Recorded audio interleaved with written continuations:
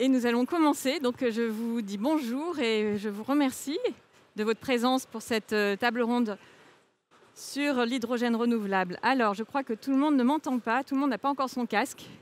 Et oui, nous commençons à l'heure pile. Je vous invite à mettre votre casque si vous souhaitez m'entendre. Est-ce que vous m'entendez d'ailleurs avec le casque? Oui, c'est bon?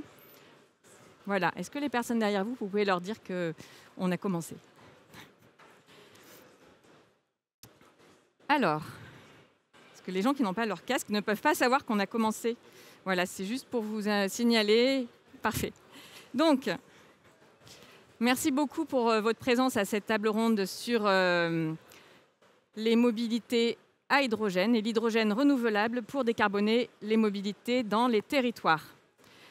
Donc, c'est un vaste sujet. Nous allons parler donc d'écosystèmes renouvelables, hydrogène renouvelable dans 2 territoires en particulier. Nous allons parler aussi du coût de ce type de mobilité décarbonée à l'hydrogène, des modèles économiques possibles. Mais avant tout, nous avons l'honneur d'accueillir pour ouvrir cette table ronde Monsieur Bernard Gilabert.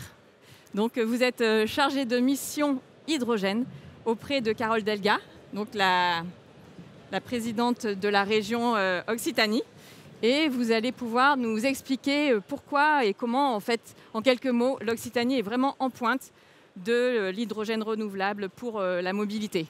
Oui, merci beaucoup. Monsieur Vous m'entendez? Gilabert. Bonjour mesdames, bonjour messieurs. Je vais faire une introduction très courte.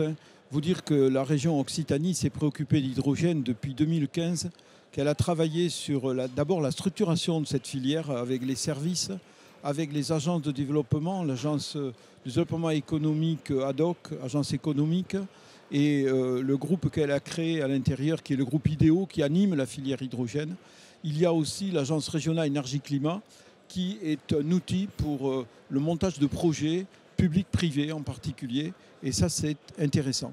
Alors sur l'approche de la filière, je vais faire très court parce qu'on ne va pas faire une leçon de physique sur l'hydrogène et l'énergie. C'est forcément une approche globale de la chaîne d'énergie avec production, stockage, distribution, transport, distribution et usage. Et dès lors qu'on parle de l'usage, eh bien, on regarde quels sont les grands champs d'usage de l'hydrogène. On le sait, c'est la décarbonation de l'industrie. On n'en a pas trop en Occitanie. Alors, il y a d'autres régions qui y travaillent et puis il y a des industries privées qui y travaillent beaucoup. Ça se développe. Je pense qu'on a quand même une société qui travaille aussi, c'est la société Bulan dans ce domaine-là.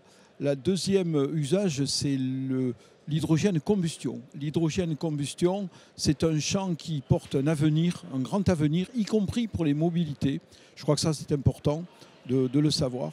Et puis, il y a les mobilités qui, aujourd'hui, au départ, ont été traitées à partir de l'électricité, la mobilité électrique, comment on peut faire des prolongateurs d'autonomie, mais aussi comment on peut, grâce à la pile à combustible, avoir une énergie disponible pour les véhicules. Clairement, ça a été vrai un petit peu partout en Europe et dans le monde. On s'est d'abord préoccupé des transports en commun, des bus, un peu plus tard des cars interurbains, des trains, des bateaux. On se préoccupe aussi des avions. Et c'est vrai qu'on avance assez doucement, on dira, pour des raisons diverses que peut-être nos interlocuteurs tout à l'heure nous préciseront un certain nombre de raisons. Par contre, on y croit parce que ça soit sous la forme électrique ou que ça soit sous la forme énergie, carburant, je dirais, l'hydrogène doit faire partie, nous sommes convaincus de ça, la région Occitanie, du mix énergétique à hauteur de 20% et au-delà. Donc je n'irai pas plus loin dans l'introduction de cette table ronde parce que les acteurs qui vont venir sur le plateau vont avoir beaucoup plus de choses à dire que moi. Je dirais simplement que nous sommes toujours actifs. Nous, aujourd'hui, nous avons un plan de réflexion sur des flottes captives de véhicules utilitaires légers, genre dernier kilomètre, parce qu'il y a encore du travail à faire dans ces domaines-là. Donc voilà, je m'arrêterai là pour cette introduction. Je pense que le mieux, c'est de passer la parole à mes collègues. Voilà, merci. Merci beaucoup, merci Monsieur Bernard Gilabert, parce que justement, ça nous donne envie d'en savoir plus sur l'utilisation de l'hydrogène renouvelable pour les transports. Alors, avant de commencer, je voudrais vous informer qu'à 16h30, c'est-à-dire à la fin de cette table ronde, nous avons, je vous informe si vous pouvez de rester parce que nous avons la chance d'avoir Monsieur Zniber qui est président donc, de Green H2 Maroc, donc le cluster marocain de l'hydrogène vert, et qui vient nous parler de la stratégie marocaine en matière d'hydrogène renouvelable. Voilà, donc il va faire une intervention entre 16h30 et grand maximum 16h45. Voilà, donc je vous invite à rester si vous le pouvez. Et en attendant, donc, place à l'hydrogène renouvelable en France. Donc j'appelle à me rejoindre pour cette table ronde Antonin Charon pour le SIDEV, donc le syndicat d'énergie de la Vendée. Mathieu Copper pour France Hydrogène. Je vous présenterai plus tard exactement ce que vous faites.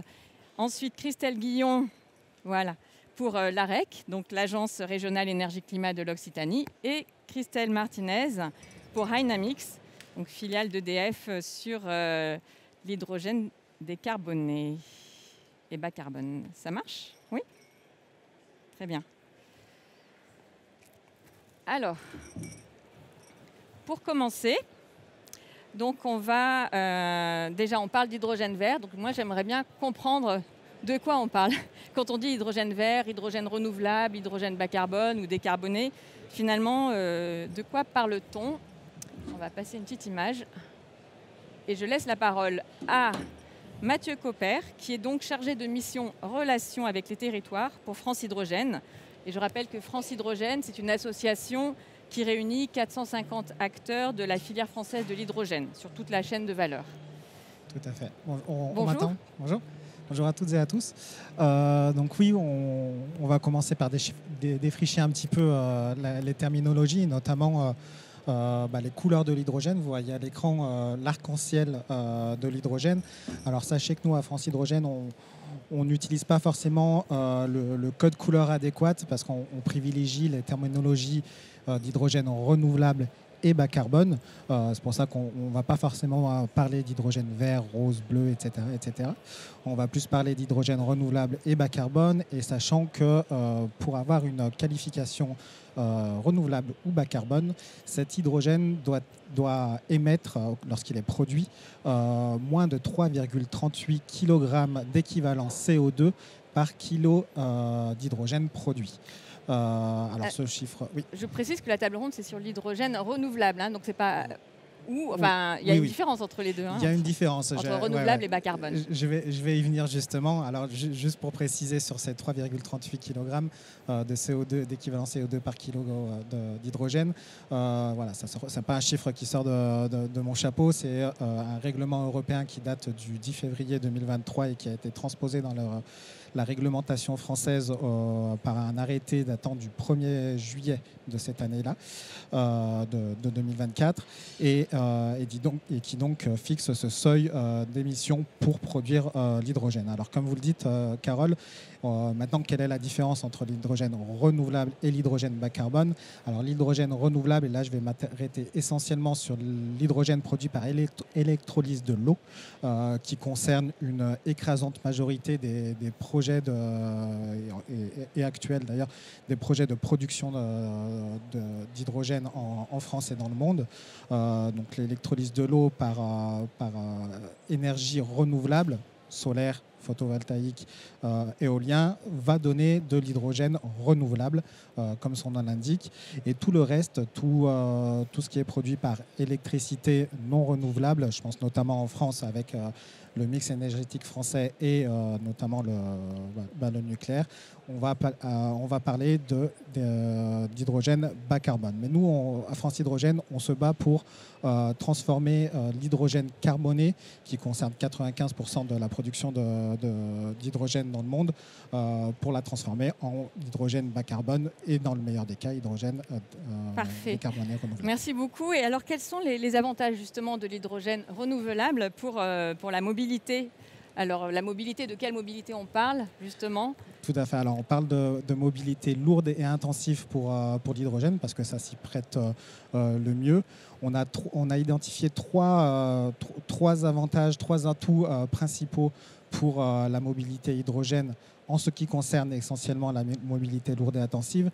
En préambule, je tiens à vous annoncer que nous, à France Hydrogène, on n'est pas du tout dans une opposition entre mobilité électrique batterie et mobilité hydrogène.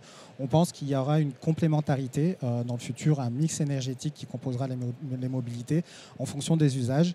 Et pour ce qui concerne l'hydrogène, on pense que l'hydrogène est beaucoup plus adéquat lorsqu'il s'agit de mobilité lourde et intensive, parce qu'il y a trois, comme je vous ai dit. Alors pourquoi, oui. Voilà.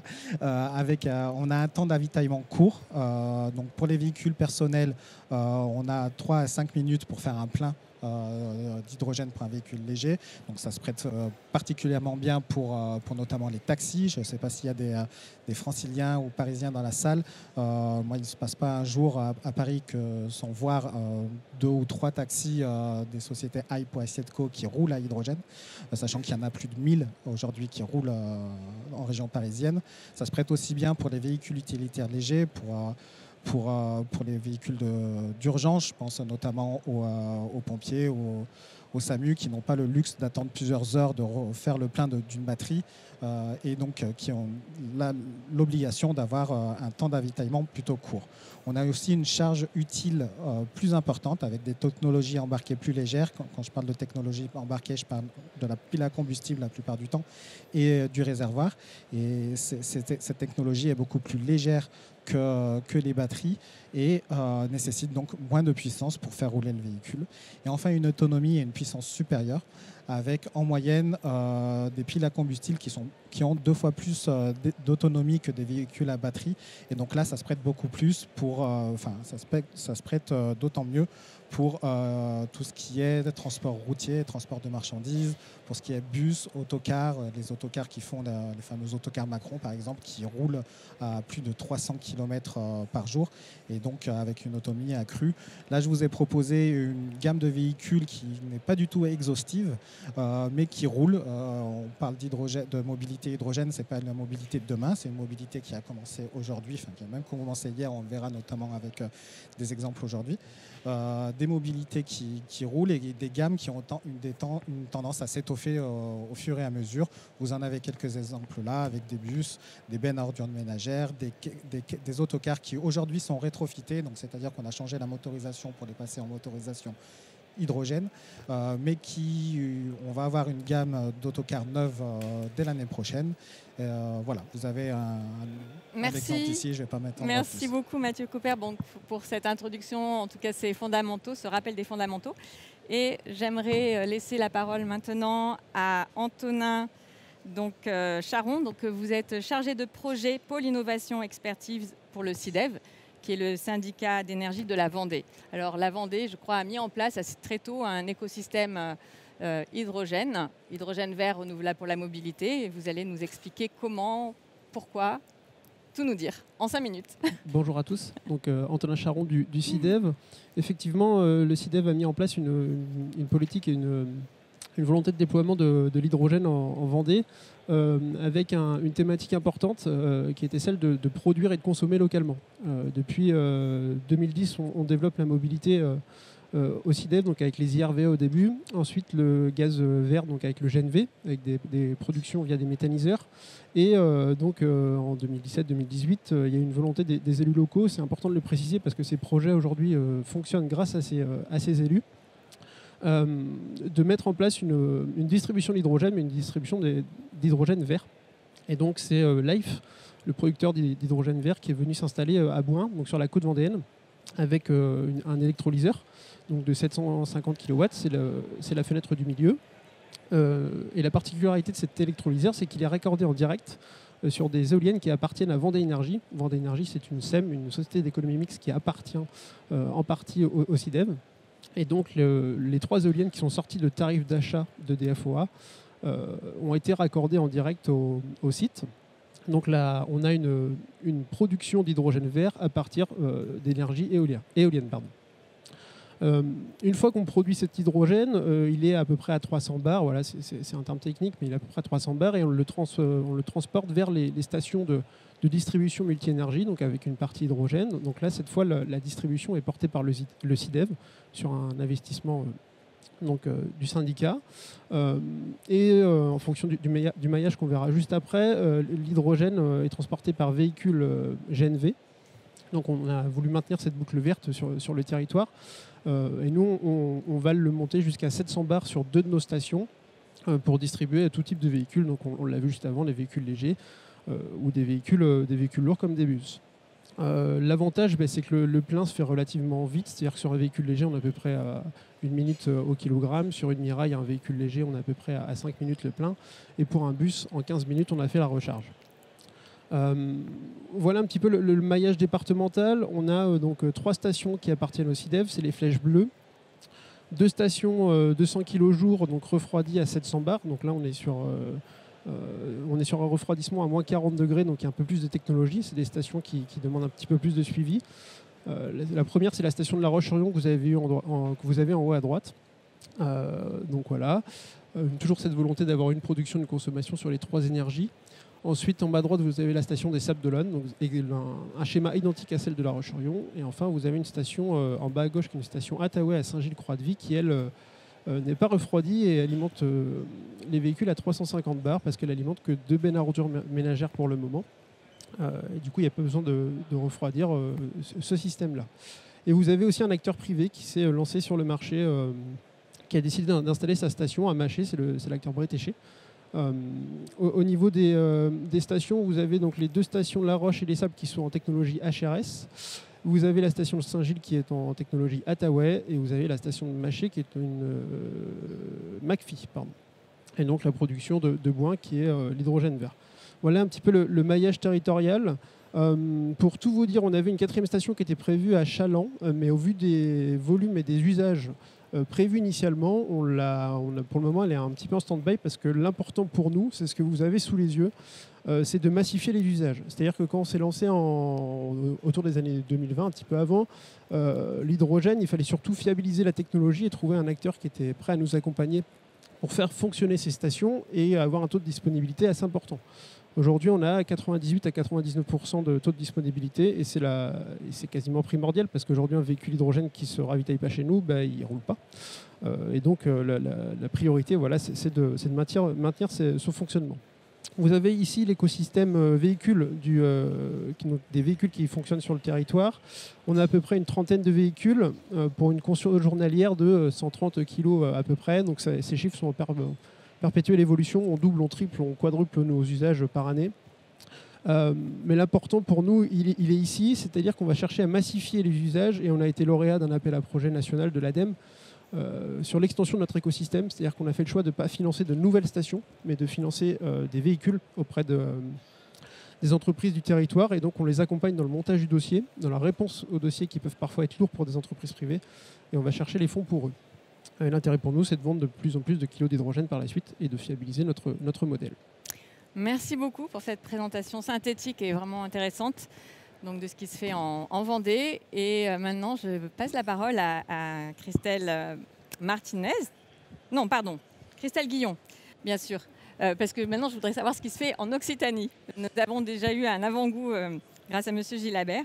Donc, Christelle Guillon, vous êtes responsable d'activité mobilité et gaz renouvelable à l'AREC, donc qui est l'Agence régionale énergie-climat d'Occitanie, qui est en quelque sorte le véhicule d'investissement de la région, entre autres, pour toutes ces actions. Voilà. Est-ce que vous pouvez nous expliquer justement comment la région Occitanie soutient à travers l'AREC l'hydrogène renouvelable pour la mobilité? Je crois qu'il y a 2 grands projets dont vous allez nous parler. Et le projet IPOR et le projet Corridor H2. Voilà. Oui, bonjour. Donc, la région Occitanie a voté un plan hydrogène vert en 2019 de 150 millions d'euros. Et parmi les actions qui sont vraiment portées là-dessus, c'est la création d'écosystèmes hydrogène avec, parce qu'on disait tout à l'heure, production, distribution et usage. Et le premier projet qu'on a en région Occitanie, donc c'est le projet IPOR, situé à Toulouse-Blagnac. donc, qui est une SPV, une société de projet créée en partenariat entre Engie et la REC, et qui est une station de production de 1 MW, un électrolyseur d'1 MW, donc qui permet de produire jusqu'à 400 kg d'hydrogène renouvelable par jour. Et puis la spécificité de ce véritable hub hydrogène, c'est qu'il y a 2 stations de distribution. Donc sur la vue d'en haut qu'on voit en bas à gauche, on voit d'un côté à droite, il y a une première station qui est sur le tarmac de l'aéroport, donc qui permet d'adresser des usages qui sont directement sur la zone aéroportuaire. Et puis la station qu'on voit à gauche, qui est une station en zone publique. Et en plus, il y a une zone qui permet de faire de l'import ou de l'export d'hydrogène. Donc voilà, c'est vraiment un hub hydrogène qui, donc aujourd'hui, donc vous demandiez, c'est de l'hydrogène vert parce que du coup, l'électricité qui est utilisée, c'est de l'hydrogène, c'est de l'électricité donc produite soit par des barrages hydroélectriques en région ou bien des PPA, des Power Purchase Agreement avec une ferme agrovoltaïque dans l'Aude, donc régionale également. Des contrats d'achat d'électricité privée entre vous en fait, et puis un producteur d'énergie renouvelable solaire. Hein, c'est ça. Tout à fait. Et donc du coup voilà, donc des stations à la fois 350 et 700 bars, et aujourd'hui donc qui adressent 5 autobus, donc à la fois opérés par Transdev, d'un côté pour l'aéroport Toulouse-Blagnac pour le transport des passagers jusqu'au parking, jusqu'à l'aéroport, et puis 3 bus qui sont utilisés pour les salariés d'Airbus. Voilà. Donc c'est la première station sur la métropole toulousaine, et il y a un vrai enjeu aussi de pouvoir expérimenter sur cette station. On sait qu'il y a des usages qui arrivent par Toulouse Métropole. Ils ont passé des marchés pour une benne à ordures, une balayeuse. On a déjà testé pas mal de véhicules différents, que ça peut être des Fenwick, des véhicules utilitaires légers, des véhicules légers. Donc voilà, donc c'est voilà. La station n'attend plus que les usages. D'accord. Voilà. Oui, c'est pour la station qui se trouve sur Blagnac, en Exactement, fait. Tout à fait. Voilà. Et donc un autre gros projet porté en région, c'est le projet Corridor H2. Donc il y a un projet porté par la région pour décarboner la mobilité et le transport lourd, donc des passagers et des voyageurs. Donc là, vous voyez la cartographie en région, avec donc qui rassemble 2 productions d'hydrogène, donc une production à Life Bessières, donc 5 MW, donc 5 fois plus gros que Hyport à Toulouse, donc qui est opérationnel. On va livrer les premiers trailers cette semaine, et puis IDOC pour la nouvelle, donc du coup qui sera mis en service l'année prochaine, donc 20 MW. Donc vous voyez vraiment des très gros chantiers, et vraiment une force de la région sur une capacité de production concrète qui est en œuvre ou sur le point d'arriver. Et là, c'est pour alimenter quel type de véhicule ? Alors, donc là, c'est la partie production, et donc en vocation à alimenter, y compris ce maillage de stations. Ce sont les carrés en bleu. Donc vous voyez, du coup, l'objectif, c'est de pouvoir trouver des stations un peu réparties sur le territoire. Donc c'est vraiment, on raisonne global région. Et les 3 premières qui vont sortir, donc il y a Saint-Sulpice dans le Tarn, Béziers, on va dire milieu d'année prochaine, et puis Narbonne, fin d'année prochaine. Donc, ce qui est important à comprendre sur le modèle de la création de cet écosystème, c'est que du coup, donc, ça va être un projet porté par la région, et du coup, chacune est portée par une SPV où l'AREC est partenaire minoritaire avec un partenaire privé. Donc Life Bessières, on est aux côtés de Life, DOC et IDOC, on est aux côtés de CARE, et IVI, on est aux côtés de Seven Distribution. Une SPV, une société de projet tout à fait. Créée spécifiquement pour chaque station. Exactement. Voilà, donc Saint-Sulpice devrait être opérationnel début d'année prochaine. Béziers, voilà, le permis de construire a été obtenu, et du coup, voilà, le chantier va commencer. Et pour quel type d'usage alors, les usages ciblés au départ, c'était beaucoup les camions pour le transport de marchandises. On sait que les camions prennent un peu plus de temps à arriver que prévu. Les bus. Voilà. Et également les autocars. Ça, c'est la région aussi qui s'est impliquée. Sur le rétrofit d'autocars, on en parlait. Donc, il y en a déjà 2 dans le Tarn. Mais du coup, effectivement, et sur e-port, c'est également pareil. C'est-à-dire que voilà, l'idée, c'est vraiment pour ces stations de pouvoir adresser tous les usages, et y compris typiquement la mobilité légère, intensive, tout à fait candidate, voilà, pour amorcer les usages, et puis quand c'est pertinent d'utiliser les véhicules hydrogène. Et sont des stations publiques, ouvertes au Oui, public, c'est ça? Tout à fait, parce que c'est lauréat d'un projet européen, et c'est une des conditions d'avoir C'est ces stations qui sont publiques. Parce qu'à Blagnac, c'est public aussi. C'est public aussi. Tout à fait. D'accord, parce que comme sur le tarmac, j'imagine que non, les Alors véhicules... pas côté tarmac, mais la zone publique. D'accord. Tout à fait. Et là, même question sur l'hydrogène, donc il est aussi renouvelable. Il provient de quelle source renouvelable? Alors, il proviendra, puisque quand il sera... Alors, Life Bessières, en fait, c'est la société Life qui a des PPA au global pour alimenter ces différents sites. D'accord. Voilà, donc plutôt de l'éolien et du solaire. Ok. Et celui de Port-la-Nouvelle? Alors, il y a du solaire en direct et puis des PPA qui sont en cours de travail.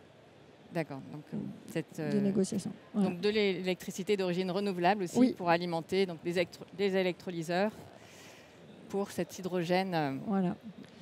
Et puis voilà. Et puis après la partie usage, donc on en a parlé un peu, et juste pour dire quand même que du coup voilà, l'idée c'est vraiment de montrer et de mettre à disposition les véhicules qui sont déjà disponibles, et du coup que ce soit d'un côté e-port, l'idée ce serait de faire une journée un peu événement en 2025 pour justement rapprocher ceux qui sont intéressés par ces véhicules des véhicules déjà disponibles, et de la même façon sur Narbonne mi-janvier on fera quelque chose avec Doc pour se faire se rencontrer les acteurs, les clients potentiels, les utilisateurs potentiels de véhicules hydrogène. Très bien. Et pour se rendre compte que il y a des véhicules et qu'on peut les utiliser. Oui, merci beaucoup. C'est vrai qu'un des enjeux en fait pour la mobilité hydrogène, on l'a vu, ce sont les usages. Donc on a besoin de gens qui utilisent des véhicules à hydrogène. Un des freins également, c'est le coût, puisque c'est une nouvelle technologie. Donc voilà, il y a pour l'instant des prix un peu élevés. Alors je vais demander à Christelle Martinez donc, pour Dynamics. Donc vous êtes responsable Grand Sud, développement Grand Sud pour Dynamics, qui est donc la filiale d'EDF dédiée aux solutions hydrogène, bas carbone et décarbonées. Et renouvelables. Donc pour Dynamics, vous avez une vision justement de ce que font les collectivités locales, puisque vous avez beaucoup de partenariats, vous allez nous en parler, mais justement, vous connaissez un petit peu cette barrière du prix. Enfin, vous avez quelques éléments à nous donner sur le coût de l'hydrogène. Juste, oui, aujourd'hui, et vous l'avez bien compris, on est au début d'une histoire dans le domaine de l'hydrogène. Ça fait quelques années qu'on initie des projets, que des projets aujourd'hui fonctionnent, sont en exploitation, mais il faut qu'on continue à travailler dans ce sens-là. Et comme toute filière plutôt hautement technologique et pas mature, cette filière, elle a besoin d'être accompagnée parce qu'elle est encore chère, coûteuse, parce qu'il y a de gros sujets de R&D, parce qu'on a commencé nos projets, on le voit, sur des petits projets au début sur du 750 kg. Aujourd'hui, on est sur du 5 mégas dans la mobilité. Et il faut qu'on passe un cap, dans ce domaine-là pour être de plus en plus compétitif en termes de coût de l'hydrogène. Mais effectivement, c'est encore cher. Alors, combien ça coûte? Alors, quels sont les points j'ai de pris repère? les références France Hydrogène, comme ça au moins je ne me trompe pas. Par exemple, si on compare le coût de l'hydrogène par rapport au coût du diesel pour du transport, puisqu'on est là-dessus aujourd'hui, il faut savoir que l'hydrogène, c'est entre 90 et 100 euros pour 100 km. Si on prend de l'hydrogène à 12,5 euros, c'est ce que tu disais tout à l'heure sur en gros, un bus a besoin de 8,5 litres. Enfin, on va aller un peu vite, mais en gros, voilà. Sachez que c'est entre 90 et 100 euros pour faire 100 km d'hydrogène, avec de l'hydrogène, par rapport à un diesel où on est aujourd'hui plutôt entre 35 et 40 euros pour faire 100 km. Donc on voit bien que ça coûte plus cher. Mais je pense qu'il ne faut pas appréhender l'hydrogène. Enfin, bien sûr qu'il faut appréhender l'hydrogène par le coût, mais pas seulement.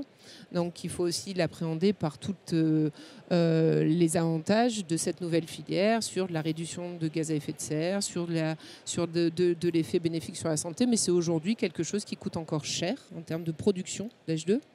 Et les véhicules, puisque c'est Oui, c'était ma deuxième question. les poids lourds, c'est pareil. Un poids lourd ou un bus hydrogène, aujourd'hui, c'est bien plus compliqué ou bien plus technologique de construire un poids lourd qui tourne avec une pile à combustible qu'un poids lourd qui tourne au diesel. Alors, ça coûte combien? Et un poids lourd diesel, encore selon France Hydrogène, je ne me trompe pas. Mais en gros, il faut compter entre 500 et 550 000 euros pour un poids lourd hydrogène, alors qu'au diesel, ça vaut, je sais pas, 150 dans ces eaux-là.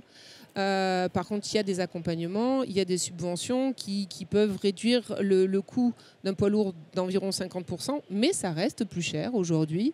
C'est une filière qui a besoin d'être accompagnée parce qu'elle n'est pas encore mature. Il faut qu'on continue à travailler, à avoir un effet de gap avec des projets plus importants qui seront forcément, qui atteindront une rentabilité plus rapidement.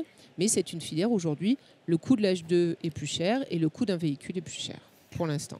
Mais ça a tendance quand même à diminuer et c'est plutôt une bonne nouvelle au fur et à mesure des années.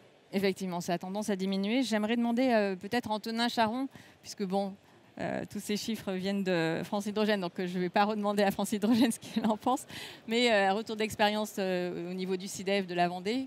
Ces chiffres, ça vous paraît, ces ordres de grandeur? On est sur ces ordres de grandeur-là, surtout sur les bus. Je vais juste apporter une petite précision sur les bus.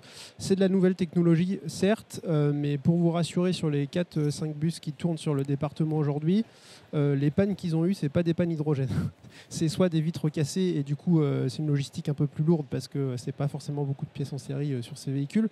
Mais voilà, l'hydrogène dans les véhicules aujourd'hui fonctionne très très bien. Donc ça, c'est très rassurant. Après, il faut fiabiliser l'ensemble de la chaîne, l'approvisionnement des matériaux pour les véhicules. Effectivement, alors nous, on est à 15 € du kilo livré à la pompe, si on peut dire ça. Pour un véhicule léger, c'est 5 kg d'hydrogène. Voilà, vous faites à peu près le ratio. Vous avez un plein autour des 80 €, un peu moins. Et vous faites 500 km sur un véhicule léger. Effectivement, sur les bus, on est sur des ratios, bus et poids lourds, on est sur des ratios un peu plus élevés. Mais voilà, l'important, c'est ça. Au niveau des financements et du fonctionnement des stations, une station, c'est à peu près 2 millions d'euros, même un peu plus avec le GC et le VRD.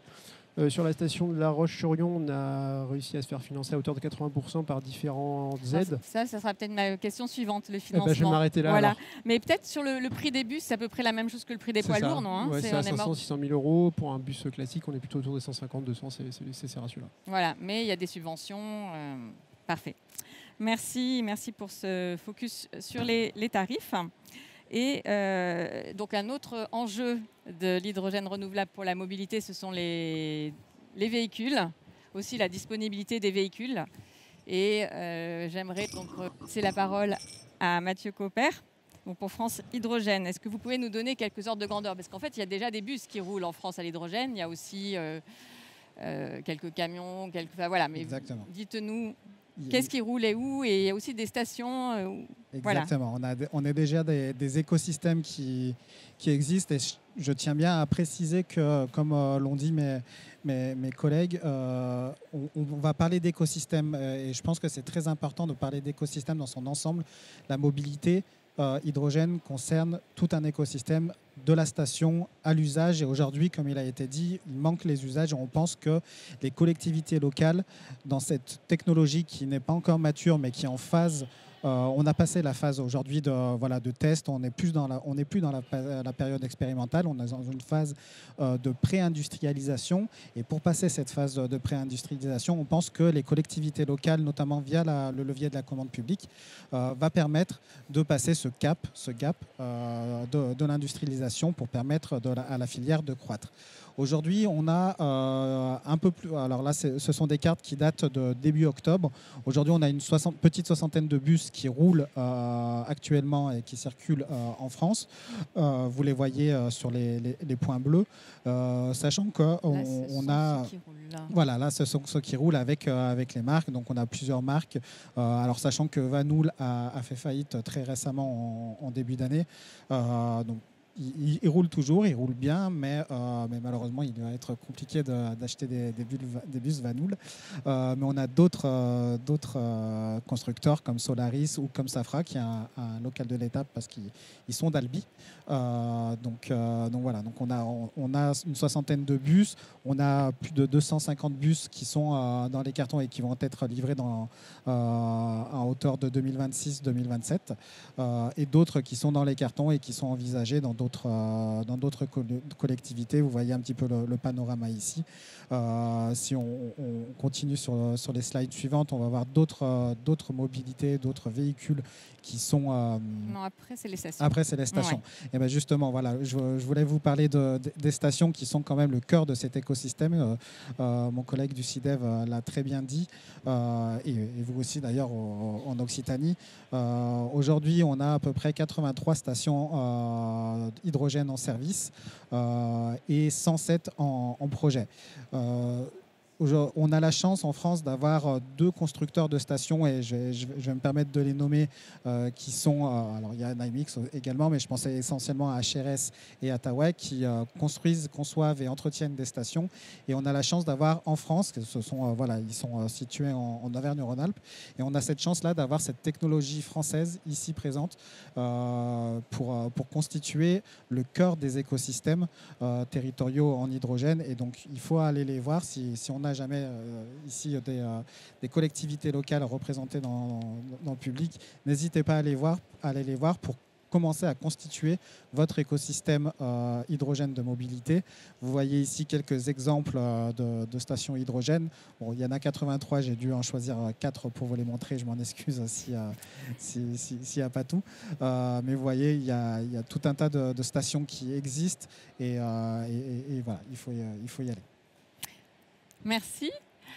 Alors, la production, la distribution, la consommation et la question du prix. Donc maintenant, comment on finance justement ce surcoût actuel pour la mobilité à hydrogène? Donc je voudrais poser la question. Alors, je vais commencer avec Christelle Martinez pour Dynamix, puisque vous avez travaillé avec des collectivités locales, justement, dans le cadre de partenariats public-privé. Et est-ce que vous pouvez nous en donner quelques exemples? Oui, donc juste, pourquoi les collectivités locales s'engagent dans des projets autour de l'hydrogène? C'est parce que il faut bien avoir ça en tête. Aujourd'hui, le monde du transport, c'est 21% des émissions de gaz à effet de serre en France. Et les collectivités locales, le plus souvent, sont des vrais acteurs de l'aménagement de leur territoire, des vrais acteurs économiques, et aussi des vrais acteurs qui s'engagent dans la transition énergétique. Elles ne font pas ça juste pour ça, mais juste pour le fun. Aujourd'hui, il y a des vrais enjeux de réduction des émissions de gaz à effet de serre, des vrais enjeux de santé publique dans le domaine du transport, et l'hydrogène est une des réponses pour engager cette transition énergétique. Et c'est pour ça que les collectivités locales y vont aussi. Et nous, opérateurs, producteurs d'hydrogène, on a besoin d'avoir effectivement cet accompagnement. Et c'est comme ça qu'on a imaginé les projets sur le territoire en France. Nous, on a 2 stations qui aujourd'hui sont en exploitation, qui tournent avec des bus, qui sont à Auxerre et à Belfort. On a 3 projets qui sont en cours et où on a eu les décisions d'investissement, et les constructions vont se faire à partir de 2025. C'est Cannes, c'est Dunkerque, et puis c'est le sud de la région parisienne. Donc ça, c'est dans le domaine de la mobilité. On a aussi des projets dans le domaine de l'industrie, parce que c'est un tout. L'hydrogène, c'est un tout. On est là pour vraiment décarboner tout un système, et il y a aussi la décarbonation du monde de l'industrie, et aussi les e-fuels, qui sont aussi un objet de décarbonation de l'aviation et du domaine maritime de demain. Et pourquoi on a travaillé avec les collectivités locales? Parce qu'elles souhaitent être actrices vraiment des projets sur le territoire. Je prends l'exemple de Cannes, par exemple. À Cannes, on a une société de projet, comme tout le monde. On monte tous des sociétés de projet. C'est pas d'une originalité folle. Et la collectivité de Cannes est montée dans la société de projet pour être à nos côtés, pour avoir aussi un droit de regard sur ce qu'on allait faire. Je pense que c'est important. On est sur un territoire, même si on est des opérateurs et même si on est là pour aussi gagner de l'argent, la collectivité veut avoir un droit de regard sur ce qu'on fait, et je trouve que c'est plutôt sain et exemplaire. C'est un peu comme ce qui se passe sur le territoire. Et donc, elle est montée dans la société de projet et on travaille ensemble pour aller jusqu'à l'aboutissement du projet. Et ça nous permet, nous, de façon très franche, d'alléger nos coûts, d'alléger nos invests et de pouvoir aller investir ailleurs parce qu'on est sur des projets qui sont quand même très capexivores. Voilà. Très capexivore. Oui, c'est ça. C'est qui demande énormément d'investissement. Une station de 2 MW, elle est à la grosse souche, entre 15 et 20 millions d'euros d'investissement. Donc sur 2 MW et donc c'est assez conséquent. Et ces collectivités, elles montent à quel pourcentage à peu près dans les sociétés de projet? Par exemple, il y a des collectivités qui vont monter à 20-25% du capital, d'autres qui sont plutôt à une cinquantaine de pourcents. Sur Belfort, la collectivité est montée, on est presque moitié-moitié. Sur Cannes, l'engagement est important. Il y a aussi les banques des territoires. La Banque des territoires joue vraiment le jeu et tient vraiment son rôle d'accompagnant pour développer ces projets plutôt exemplaires. Sur Cannes, on a aussi le conseil départemental du 06 qui est monté à hauteur de quelques pourcents, mais juste pour s'impliquer, pour apprendre, pour comprendre et pour engager encore des actions à venir. Donc pour nous, ça nous semble vraiment exemplaire d'avoir les collectivités à nos côtés. On a besoin de subventions pour initier quelque chose, mais je trouve que quand on a les collectivités, c'est ce que fait la REC, de façon très franche, à nos côtés sur les projets, c'est d'autant plus exemplaire, aussi bien sur le plan économique, mais sur le plan de on travaille tous ensemble dans cette décarbonation des territoires. Donc là, les collectivités, elles participent au financement des stations, la partie distribution. Non, la partie... Alors, sur la société de projet, vous avez de la production et de la distribution, et elles participent de façon globale. Et la production se fait comment? À partir de quelle énergie? Alors aujourd'hui, pour les projets qu'on a aujourd'hui, au début, Auxerre par exemple, c'est de l'électricité bas carbone parce que en 2019, quand on a initié le projet, on ne parlait pas du tout d'hydrogène renouvelable.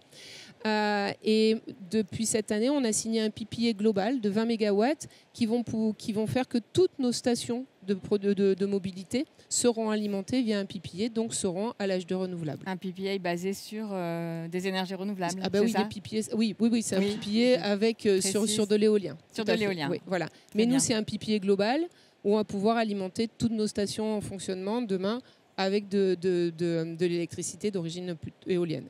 D'accord, très bien. Donc c'est effectivement pour la production. Donc la production se fait sur place en fait. La production. Vous avez un électrolyseur par station. Un électrolyseur de 2 MW qui va alimenter à Cannes. Ça sera une quarantaine de bus sur la collectivité de Cannes qui s'est fortement engagée puisqu'elle passe toute sa flotte soit à l'élec, soit à l'hydrogène. Donc on voit bien la complémentarité des usages comme le soulignait Mathieu. On est vraiment sur de la complémentarité des usages, sur des bus électriques, que ce soit électrique batterie ou électrique polycombustible, ça reste de l'électricité. Et on est vraiment sur de la vraie décarbonation de la mobilité. Alors au CIDEV, je crois que la production, elle se fait différemment, puisqu'elle se fait directement chez Live, en fait. Et ensuite, elle est transportée dans les stations. Mais bon, c'est peut-être pas exactement c'est une nuance, en fait, mais sur la production. Mais ce que je voulais vous demander, c'est vous, comment vous avez trouvé des solutions de financement? C'est la même chose. Oui. Mais vous, c'est sur la station, directement? Il y a forcément toujours production d'hydrogène et un système de distribution d'hydrogène. Oui. Donc, parfois, c'est sur le même site. Et vous, c'est sur des sites différents. Voilà, c'est ça la nuance. Et ensuite, c'est transporté. L'hydrogène est transporté. C'est ça. L'hydrogène, nous, n'est pas produit sur les stations directement. Il est produit à Boin via l'électrolyseur. Oui. Mais c'est juste qu'il est transporté par la route par un véhicule GNV. Dans des containers. C'est ça. Dans des trailers. Donc, il y a cette dimension du transport supplémentaire. C'est ça. Et vous aussi, Dev, comment vous y êtes pris justement pour financer en particulier les véhicules, enfin peut-être pas le CIDEV, mais voilà, dans l'écosystème vendéen, comment on finance les véhicules? Nous, on ne finance pas les véhicules directement. On accompagne les entreprises qui souhaiteraient investir. On répond aux appels à projets pour eux et ensuite on débloque les financements pour eux, parce que c'est assez complexe pour ces entités. Mais au niveau de la volonté du local, nous, à l'inverse de ce qui a pu être évoqué, c'est que nous, on détient les stations à 100%. C'est vraiment des stations qui appartiennent au CIDEV et c'est nous qui avons choisi la technologie. Donc c'est en interne, on est une équipe de 3 personnes à travailler sur le sujet. On a monté l'écosystème, donc voilà, les partenariats. Et sur la distribution, donc c'est du financement public. Donc je vais revenir sur ce que j'allais dire tout à l'heure, et c'est le moment de le dire. Sur la première station de La Roche-sur-Yon, à peu près 80% de financement public, que ce soit de l'État, donc avec la DSIL, ou avec l'appel à projet de l'ADEME, le département, la région et SIDEF qui met également qui paye également sa part. Sur la station des Sables d'Olonne, c'était le deuxième appel à projet. On n'a pas été lauréat et du coup là on n'est qu'à un financement de 30% et donc le reste c'est sur du fonds propre SIDEV et c'est les élus qui ont assumé cette position et voilà, c'est 70%, c'est à hauteur de c'est le SIDEV qui a investi. Et sur les véhicules, donc le dernier appel à projet, on a réussi à peu près à avoir 25% de financement des véhicules pour l'ensemble des partenaires privés. Donc en gros, voilà, on accompagne l'ensemble des acteurs à aller chercher des fonds sur le sujet. Concrètement, donc les entreprises, c'est ça, vous les aidez à monter des dossiers pour obtenir des financements, pour acheter des véhicules? Exactement. On va voir les entreprises de logistique, les entreprises de poids lourds ou autres du territoire. On fait beaucoup de prospecting sur ce sujet. On fait beaucoup de pédagogie aussi sur ce qu'est l'hydrogène. On montre les coûts, les enjeux. Et après, il ne faut pas oublier qu'en plus des politiques, il faut des entrepreneurs qui prennent le risque.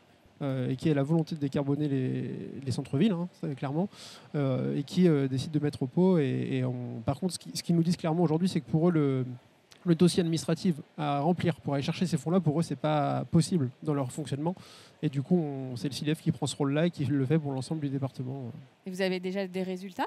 C'est l'appel à projet METIF, l'appel à projet de l'ADEME. Et du coup, via le dossier METIF qu'on a déposé, on a réussi à obtenir 25% à peu près de financement pour l'ensemble des véhicules. Très bien. Merci beaucoup. Et même question pour Christelle Guillon, donc pour la REC. Quel type de financement, comment ça se passe justement, peut-être avec vos partenaires privés? Alors du coup, l'AREC, en co-investissant dans les SPV, dans les sociétés de projet, voilà, c'est une façon aussi pour la région finalement d'investir dans ces infrastructures de production et de distribution. Et ces SPV sont ensuite allés chercher des financements, y compris européens, nationaux auprès de l'ADEME notamment. La région aussi intervient en termes de subventions. Dernièrement, d'ailleurs, elle a voté en octobre un AMI pour densifier le maillage des stations en région. Et du coup, je crois qu'il y a un relevé en décembre et en mai-juin, du coup, pour identifier des porteurs de projets qui sont prêts à proposer des stations de distribution d'hydrogène sur des. Alors, l'objectif, c'est de pouvoir les accompagner aussi c'est de proposer une aide, soit en avance remboursable, soit en subvention, en fonction de la taille de la structure porteuse, mais également de les accompagner pour aller chercher des financements européens. Du coup, il y a des contraintes qui sont liées à l'appel à projet, le CFAFIF qui est fléché derrière, et du coup, il faut être le long des grands corridors européens ou des nœuds urbains. Bon, c'est tout en ligne, vous pouvez aller voir, soit sinon vous venez sur le site sur le stand de la région et on pourra vous préciser les choses. Puis sinon, c'est tout sur Internet aussi, il y a pas mal de. D'accord, l'appel à projet européen, vous avez dit CEF, CEF, AFIF. AFIF. Et c'est le fameux, c'est le mécanisme pour l'interconnexion en Europe, c'est ça? Voilà. Oui, tout à fait. Très bien. Donc ça c'est comment accompagner les infrastructures. Et après sur la partie usage, un autre AMI ouvert de la région pour tout 2025 qui vient subventionner une partie des véhicules pour usage professionnel. Qui vient un peu comme l'ADEME l'avait proposé aussi, mais donc prendre une part du surcoût du véhicule hydrogène par rapport au véhicule diesel. Donc ce qui est une aide substantielle et qui est intéressant parce que souvent ça permet de ramener le prix du véhicule hydrogène à quelque chose comme le prix du véhicule électrique. Donc au moins de couvrir ce surcoût. Donc ça c'est quand même vraiment intéressant. Et là, c'est une subvention qui s'adresse à qui? Alors aux entreprises? Aux entreprises, aux collectivités. Et ça peut permettre de couvrir jusqu'à, en fonction de la taille, 25% jusqu'à 50% du surcoût par rapport à un véhicule diesel. Et là, pareil, tous les acteurs distributeurs, on est prêt à vous accompagner pour déposer les dossiers pour... Et tout type de véhicules, non? Les véhicules professionnels, hein, c'est ça, vous avez dit? Alors voilà, c'est pas des usages personnels. Et après, véhicules, donc soit pile à combustible, soit moteur à combustion interne. Et puis alors, les camions utilitaires avec un usage intensif. Je crois qu'il y a également les Fenwick. Les Fenwick. les chariots élévateurs. Ah, d'accord. J'espère ne pas dire de bêtises. Très bien. Merci beaucoup. Les bus, les autocars, et puis typiquement Ah oui. Béziers, la station qui va ouvrir l'année prochaine, du coup, est lauréat également de l'appel à projet ADEME pour du coup 13 autobus qui vont arriver sur Béziers. Très bien. Est-ce que... Alors, Et peut-être juste pour finir, Oui, donc allez-y. ça c'est l'AMI de l'ADEME, mais pour les véhicules qui seraient intéressés pour venir s'avitailler à Yport, donc à Toulouse-Blagnac, il y a encore de la subvention qui a été attribuée par l'ADEME à l'époque, et du coup qui permet d'obtenir des taux de financement qui sont vraiment intéressants. Donc soit pour de l'acquisition de véhicules, voire pour du leasing. On sait qu'il y a des sociétés comme i7co qui proposent des véhicules utilitaires en leasing, et voilà, ça permet de bien aider dans le déploiement des usages. Oui, Mathieu Copper, est-ce que vous voulez rajouter quelque chose sur les aides disponibles justement à l'achat de véhicules ou à la distribution ou à la production? Non, à peu près tout a été dit, notamment par mes collègues sur les aides de l'ADEME, de la Banque des Territoires. La Banque des Territoires est vraiment une ressource précieuse pour le déploiement de l'hydrogène. Nous, au sein de France Hydrogène, on milite pour que l'État puisse apporter des fonds. Alors, comme vous imaginez, en ce moment, c'est un petit peu compliqué, mais on milite pour qu'il y ait de plus en plus de fonds pour accompagner cet amorçage de la filière, à la fois pour l'aide à acheter des véhicules, mais aussi pour baisser le prix d'hydrogène. On a bien parlé avec la fameuse TIRUR. Je ne sais pas si vous connaissez cette expression un petit peu barbare, la taxe incitative relative à l'utilisation des énergies renouvelables dans les transports, et donc qui permettrait d'abaisser, si elle est utilisée à pleine puissance, d'abaisser le prix du kilo d'hydrogène de 4,7 euros du kilo. Pourquoi vous parlez au conditionnel? Parce que la TIRUR, elle est déjà appliquée sur l'usage hydrogène mobilité. Elle n'est pas encore appliquée. Elle est votée dans la loi, mais il n'y a pas les textes d'application, notamment les décrets qui vont avec. Donc il manque que les décrets d'application, mais avec des atermoiements politiques que l'on a connus cette année. Et ça réduirait de combien à peu près? Jusqu'à 4,7 euros du kilo d'hydrogène, donc ce qui permettrait de se rapprocher, pas forcément d'être aussi compétitif par exemple que le diesel, mais de se rapprocher du diesel. Donc ça permettrait de... Voilà, alors quand on donnait comme chiffre 15 euros le kilo d'hydrogène, TIRUR, elle n'est pas comprise là-dedans? Non, du tout, mais du coup, Donc, ça permettrait le de réduire pratiquement d'un tiers et du coup de rendre ça encore plus acceptable. Après, on parle beaucoup d'argent, il ne faut pas oublier que ça reste une innovation. Alors certes, on arrive dans le pré-industriel, mais quand on a lancé les développements des IRV sur les territoires, c'est pareil, des infrastructures de recharge de véhicules électriques, donc les bornes, grossièrement, c'est de l'investissement public, c'est parce qu'il faut lancer la dynamique territoriale, et que si le public n'y va pas, c'est pas forcément le bon message. Donc peut-être que dans 5-10 ans, tout ce qu'on a fait aujourd'hui permettra d'avoir un coût industriel qui est acceptable pour tout le monde et d'avoir un kilo d'hydrogène à la pompe concurrentiel avec l'ensemble des énergies. Merci beaucoup. Là, je trouve que vous avez fait la très bonne conclusion. On va rester sur cette bonne parole. Et est-ce que dans la salle, il y a des questions pour nos intervenants sur toutes ces thématiques? Vous pouvez lever la main. Non? Pas de questions. Alors, je vais peut-être poser une question, puis après, on laissera la parole au Maroc.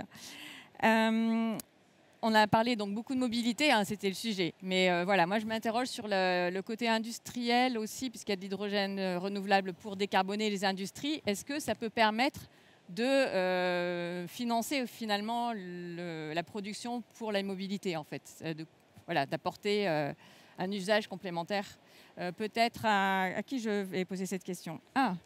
Christelle Martinez Dynamics, parce que je crois que chez Dynamics, vous faites aussi clairement, plus il y aura d'usage, plus nos électrolyseurs seront de puissance plus importante, et plus on va rentrer dans une logique économique plus acceptable. Donc aujourd'hui, il faut vraiment parler non plus d'écosystème de mobilité ou d'industrie, chacun de son côté. Je crois qu'il faut à tout prix parler de production d'hydrogène, de distribution bien évidemment, pour tout un territoire. Est-ce que Et- sur une même station, on peut Bien sûr. fournir des industries et des camions? Moi, je suis producteur d'hydrogène, je produis de l'hydrogène, et à partir de cette production d'hydrogène, ça peut alimenter des stations de distribution sur lesquelles des bus vont venir s'avitailler, des camions vont venir s'avitailler ou autre. Je peux aussi, via un pipe, alimenter l'industriel de la côté, ou l'industriel peut venir s'alimenter via des tubes, donc des camions spécifiques sur des petits usages. Aujourd'hui, il ne faut pas se limiter. Et nous, aujourd'hui, quand on développe un projet, ne serait-ce qu'un projet industrie, l'intérêt de ces projets industriels, quand on répond aux besoins d'un industriel qui utilise déjà l'hydrogène dans son process, mais c'est l'hydrogène gris, il a besoin de décarboner son hydrogène et d'aller chercher de l'hydrogène renouvelable, on est sur de la grosse puissance. On est sur des besoins bien plus importants. Et demain, grâce à ça, on pourra alimenter de la mobilité à des prix plus intéressants parce qu'on sera sur des projets de 50, 60, 80, 100 mégawatts. Et vous devez bien vous douter que le coût du kilo hydrogène qui sort d'un électrolyseur de 100 mégas, il est forcément un peu moins cher que celui qui sort d'un électrolyseur de 1 mégawatt. Donc il faut vraiment travailler sur ces systèmes potentiellement semi-centralisés où on va pouvoir lier tous les usages et ne pas être que sur du transport, de la mobilité ou de l'hydrogène. Voilà. Merci. Est-ce que l'un de vous veut rajouter quelque chose sur ce thème? Non, bah, je pense que c'était très Oui. bien dit. Et je pense que l'hydrogène justement industriel est une aubaine pour l'hydrogène mobilité. Et je pense que ça doit s'insérer justement.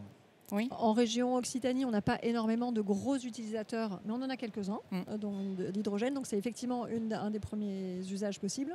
Il y a après, regardez également comment l'hydrogène peut venir en substitution de consommation aujourd'hui de gaz dans l'industrie. Il y a aussi tous les usages des industriels, que ce soit en termes de mobilité, ou de tout ce qui est génération électrique à hydrogène. Donc il y a un certain nombre de services que l'hydrogène peut apporter aux industriels également. Et qui rajouterait des clients. Alors, vous voulez poser une question? Et également aussi les ISAF, qui sont aussi, on va dire, une production industrielle de carburant d'aviation durable, et du coup qui sont à base d'hydrogène et qui fait une complémentarité parce que ce sont des très gros électrolyseurs et qui permettront aussi de produire à moindre coût de l'hydrogène qui peut être utilisé pour la mobilité aussi. D'accord, merci. Oui, monsieur, allez-y. Vous voulez vous présenter peut-être? Je suis installateur photovoltaïque dans le 05 dans les Hautes-Alpes. Et j'avais une question concernant le transport ferroviaire, que ce soit fret ou passager, parce que je pense que c'est un aspect de la mobilité qu'on n'a pas abordé. Et je voulais savoir si vous aviez des clés sur ce sujet. Est-ce que la filière est mature? Est-ce qu'il y a des projets pour les années à venir? Et je ne sais pas si vous avez des infos sur la rentabilité de ce genre de projet pour des lignes qui ne sont pas électrifiées. Par exemple, chez nous, le train qui fait Briançon-Marseille, il est toujours diesel. Et je pense que c'est aussi un sujet qui est important pour l'avenir. Non, alors ça existe, je me permets de prendre la parole. Les trains hydrogène existent déjà. Il y en a certains qui roulent en Allemagne. C'est des trains Alstom, ce sont des trains français, mais qui roulent aujourd'hui en Allemagne et qui, dès 2025, vont rouler dans différentes régions. Il y en a certains en Auvergne-Rhône-Alpes, d'autres en Bourgogne-Franche-Comté. Je crois que le Grand Est aussi, en Occitanie aussi. En Occitanie aussi, on aura des trains à hydrogène. Je ne crois pas qu'il y en ait de prévus à date, pour l'instant, en PACA, en Provençal, Côte d'Azur. La technologie, alors je ne sais pas si on a assez de recul sur la technologie, si vous pouvez nous renseigner là-dessus. Mais en tout cas, ça existe et ce sont des trains français Alstom. Il y avait la question de savoir si c'était rentable sur les lignes non électrifiées. Alors, l'usage premier des trains à hydrogène, ça va être lorsque les lignes ne sont pas électrifiées. Parce que lorsque les lignes sont électrifiées, l'hydrogène n'est pas du tout pertinent d'insérer. Par contre, sur les lignes non électrifiées, ça sera le cœur de cible. Et effectivement, donc la région Occitanie, dans le cadre du plan hydrogène vert, c'est bien impliqué dans les usages, donc sur la drague, une drague hydrogène, des autocars hydrogène, mais également sur le volet train, en commandant 3 rames de TER hybrides, donc qui permettent de rouler soit à l'électricité, soit à l'hydrogène. Donc voilà, donc c'est un projet sur lequel la région est fortement engagée. Et voilà. Merci. Est-ce qu'il y avait une autre question? Non? Oui. Ok. Question? C'est une question? D'accord. Rapidement, il nous reste 1 minute. Et je vous montre au passage J'ai vu sur une... les guides qui existent. Ça marche. Et ça marche. Édité par France Hydrogène. J'ai vu sur une diapositive 1 kg d'hydrogène pour 100 km et on entend parler de le kilogramme à moins de 5 €. Alors là, j'ai un problème parce que du coup, vous avez présenté tout à l'heure une diapositive, il y avait un véhicule. Alors, faut remettre votre casque. Voilà. Expliquez-moi cette diapo. Ouais. Alors, sur la toute première, en fait, j'ai indiqué les... en moyenne, ce sont des moyennes, attention, la consommation d'hydrogène pour 100 km par type de véhicule. Donc là, ce sont des consommations moyennes. Je tiens bien à insister sur la consommation moyenne. Et donc là, pour le kilo, je pense que vous parliez des véhicules personnels. Donc on est aux alentours, selon le retour d'expérience des taxis parisiens notamment, on est aux alentours du kilo d'hydrogène pour 100 km de parcouru. Et donc le kilo d'hydrogène aujourd'hui coûte, on va dire à la louche, entre 10 et 15 € du kilo, à la très grosse louche. Hein. Et donc ça vous donne un petit peu un ratio de combien coûte le 100 km avec un véhicule d'hydrogène. Un véhicule léger, parce que pour un les bus, léger. c'est pas du tout les mêmes sortes de grandeur. Oui, bien sûr. Ouais. Voilà. Bien sûr. Merci beaucoup. Merci. Eh bien, écoutez, je vous remercie pour vos interventions. Nous allons poursuivre cette table ronde avec le Maroc, mais auparavant, je vous... Voilà.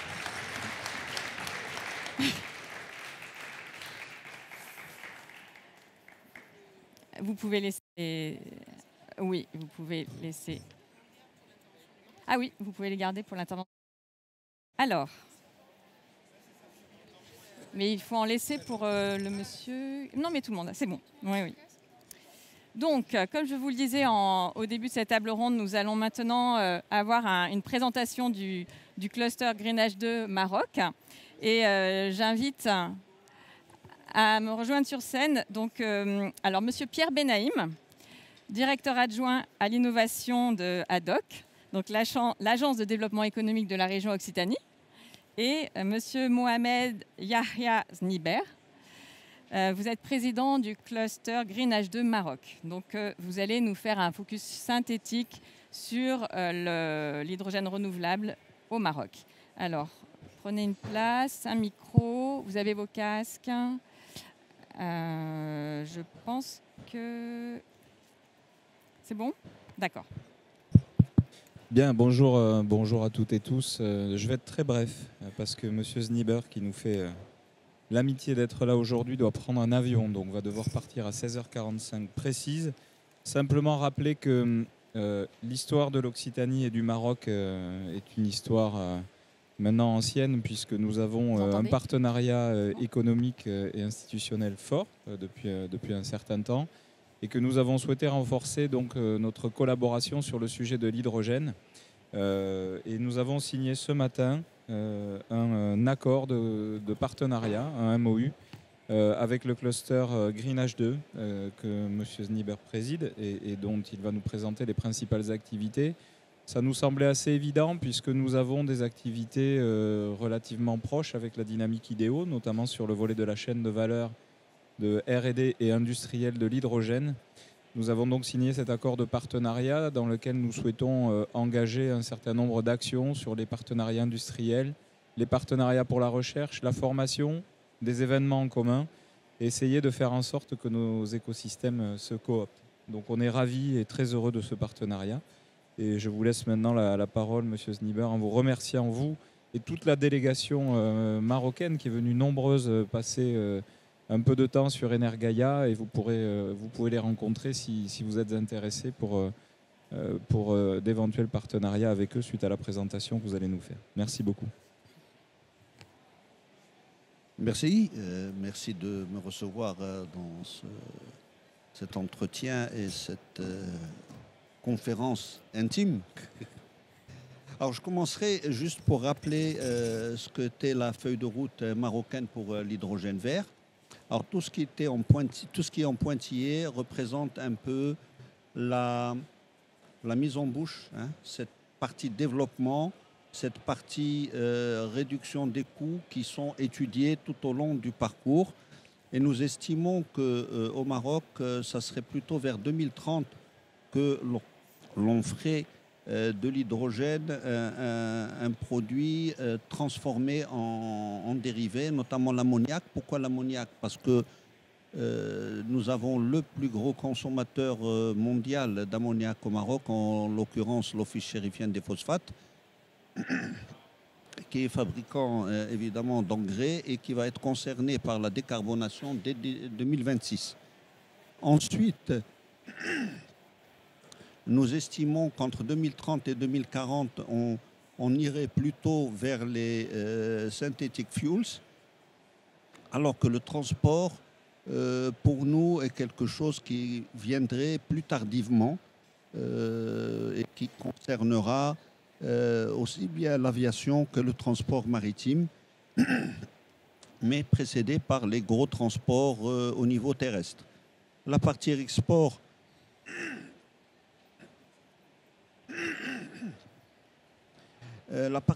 concerne évidemment tout ce qui est ammoniac, hydrogène sous sa forme initiale. Et puis, voilà, le domestique pour nous est quelque chose qui viendrait beaucoup plus tard. Alors, comme vous le voyez, la chaîne de valeur de l'hydrogène est plus riche quand on passe à la partie hydrogène vert. On voit qu'un certain nombre de process s'ajoutent dans la chaîne de valeur. Et donc ça, c'est intéressant parce que ça permet d'avoir un ensemble d'activités diversifiées, notamment les énergies renouvelables où on peut aller de la biomasse, nucléaire, nous on n'a pas encore, mais ça fait partie de la chaîne, le solaire, l'éolien.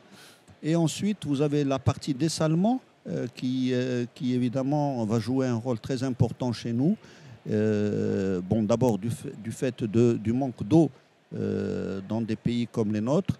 Et puis, ça permet, toute cette chaîne permet en fait une diversification industrielle qui est très intéressante pour le Maroc, qui estime qu'il y a un vrai enjeu de création d'écosystèmes autour de la chaîne de valeur hydrogène. Alors, la chaîne de valeur hydrogène, évidemment, elle commence par les énergies renouvelables, qui sont la source la source essentielle. Au Maroc, on a un potentiel de l'ordre de 20 000 gigawatts au niveau solaire et de 6 000 gigawatts en éolien onshore. On démarre, après les énergies renouvelables, évidemment, et le passage par le traitement de l'eau par dessalement, on passe par des électrolyseurs. Et le programme marocain en électrolyse, c'est celui que vous avez sur le tableau, qui est décliné sur les 3 périodes de 2030 à 2050.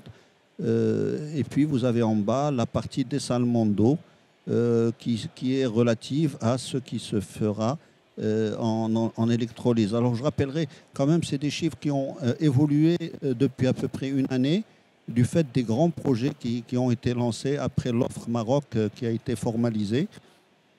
Donc c'est des chiffres qui sont appelés à augmenter. Je rappelle aussi que pour l'eau, le Maroc, du fait de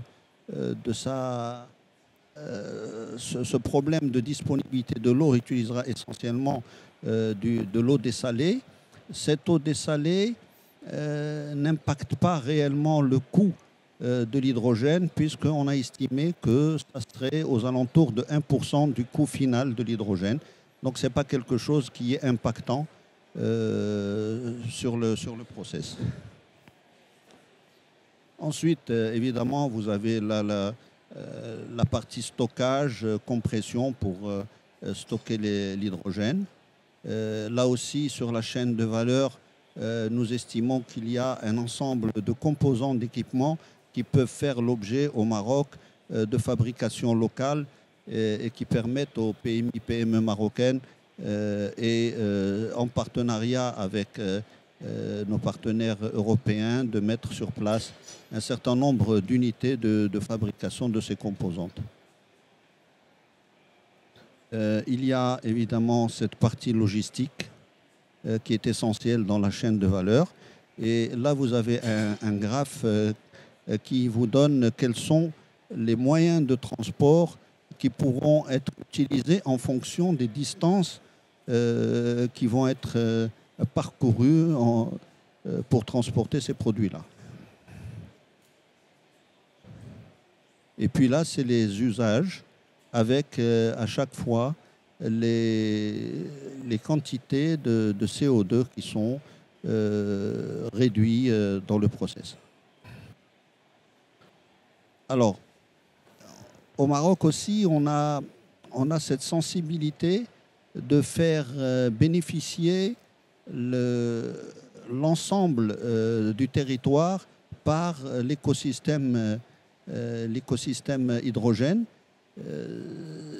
J'ai tenu à faire ça parce que ça permet de montrer que si dans les régions du sud du Maroc, là où les coûts sont les plus bas en termes de production d'électricité, il y a d'autres régions marocaines où la fabrication d'équipements, voire de dérivés de l'hydrogène dans la chimie verte, peuvent s'avérer extrêmement intéressantes. Donc c'est pour ça que je parle de ce qu'on appelle l'hydrogène valley. Vous en avez certaines ici déjà en France. Et là, vous avez les 4 régions, où nous, on estime qu'il faut répartir toute la chaîne de valeur hydrogène et dérivés. Là, je donne simplement pour chacune des régions les ressources en électricité, les ressources en vent et avec les coûts qui peuvent être atteignables. Et encore une fois, ça, c'est des chiffres qui ont évolué et on estime qu'on va aller assez rapidement vers les $2 le kilo pour l'hydrogène. Bon, ça, c'est un focus sur la partie est du Maroc. L'avantage de cette partie, c'est qu'il y a aujourd'hui un port qui va démarrer bientôt. La construction est quasiment terminée. Je pense qu'en milieu de l'année 2025, il sera en fonctionnement. Alors, il a l'avantage d'être dans une région où il y a du soleil, il y a du vent aussi, mais surtout d'être ouvert à une partie exportation. Et il y a le pipe de gaz naturel qui allait de l'Algérie en Espagne, qui passe par cette région-là et qui pourrait être utilisé pour optimiser le transport éventuel d'hydrogène ou ammoniac ou autres dérivés. Alors, le Maroc estime qu'en 2030, il y aura à peu près 600 TWh en équivalent hydrogène.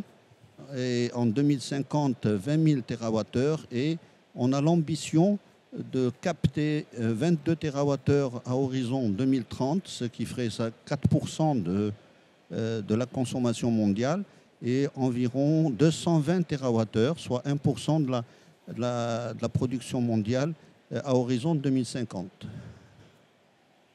Alors, quel est le challenge pour construire cette régionalisation de la chaîne de valeur? Il faut diversifier les activités, les technologies. Il faut investir, il faut produire de la ressource humaine et il faut surtout avoir la bonne réglementation, parce que ça, c'est quelque chose qui manque et il faut aller assez vite. Alors, j'ai essayé de faire une présentation très résumée, mais ce que je voulais montrer, c'est l'ambition qu'a le Maroc de développer plutôt la chaîne de valeur industrielle, parce que produire de l'hydrogène, les grands vont venir le faire, ça ne pose pas de problème. Mais par contre, qu'est-ce qu'on crée autour? Et tout le problème est là. On estime que les PMI d'ailleurs, même en France, devrait jouer un rôle très très important dans la construction et la fabrication des équipements, des composants d'équipements qui vont aller dans les différentes parties de la chaîne de valeur. Et c'est pour ça que nous, on a cette ambition d'être vraiment sur le développement d'écosystèmes industriels. Et nous avons défini un certain nombre de programmes. Le cluster lui-même joue ce rôle, puisque d'abord par sa dénomination, c'est un cluster industriel. Donc il est là pour promouvoir le développement d'industries autour de l'écosystème hydrogène. Voilà. Alors je m'excuse, j'ai essayé d'être très rapide. Mais c'était parfait. Vous voyez, rapide. il est 16h44. Voilà. Donc ça me laisse une minute pour vous remercier, donc Monsieur Znibert, pour cette présentation du cluster marocain et de toutes les ambitions marocaines en matière d'hydrogène renouvelable. Et puis j'en profite pour remercier également Pierre Benaïm, qui vous a introduit donc, pour l'Agence de développement économique ad hoc. Et puis également Bernard Gilabert qui a ouvert cette table ronde pour le compte de la région, puisque vous en êtes le monsieur hydrogène de la région auprès de la présidente Carole Delga. Et nos 4 intervenants, hein, Christelle Martinez donc pour Hynamix, Christelle Guillon pour l'AREC, Antonin Charon pour le CIDEV et Mathieu pour France Hydrogène. Voilà, c'était passionnant. Merci. Très serré, mais j'espère que vous avez appris des choses. Je voulais simplement dire que le directeur général du cluster est là, donc il pourra répondre aussi à un certain nombre de questions, et aussi les membres de la délégation qui arrivent d'horizons divers de l'industrie marocaine sont là pour les 2 ou 3 jours, et donc ils pourront compléter ce que j'ai essayé de dire ça brièvement. Merci, merci Voilà. à la délégation marocaine pour d'être ici. Et puis voilà, effectivement, s'il y a des questions. Merci beaucoup et bon vol alors. Donc voilà, vous avez, si vous voulez poser des questions aux personnes de la délégation marocaine qui sont devant, vous pouvez peut-être vous approcher. La table ronde, elle va être terminée maintenant, mais je vous invite à aller les rencontrer.